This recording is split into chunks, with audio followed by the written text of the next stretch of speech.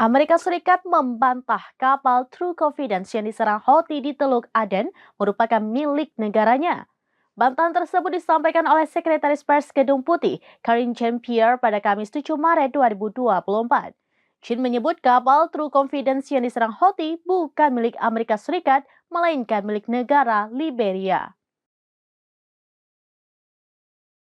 Amerika Serikat membantah kapal True Confidence yang diserang Houthi di Teluk Aden merupakan milik negaranya.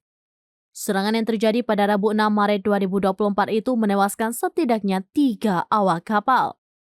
Sekretaris Pers Gedung Putih Karine Jean-Pierre menyebut kapal True Confidence adalah milik Liberia. Mengutip Tasvia Tribunnews, hal itu disampaikan Jean dalam konferensi pers pada Kamis 7 Maret 2024. Ia mengungkapkan kapal yang Houthi serang merupakan kapal curah berbendera Liberia. Meski bukan kapal Amerika Serikat, Jean tetap mengecam tindakan Houthi yang dianggap kelewatan. Sebab serangan kali ini pertama kalinya merenggut nyawa warga sipil di Laut Merah. Oleh karena itu, Jean mengajak seluruh negara di dunia untuk bersatu guna menghentikan serangan Houthi.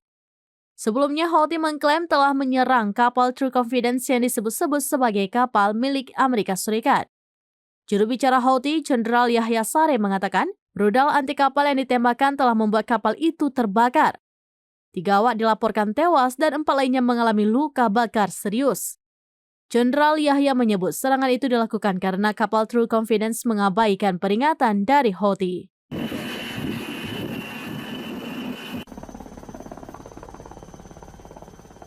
Demikian informasi terkini Syeda Dalun. Saksikan terus beragam informasi lainnya. Jangan lupa like dan share seluruh akun serampinews.com. Download Tribun X sekarang. Menghadirkan lokal menjadi Indonesia.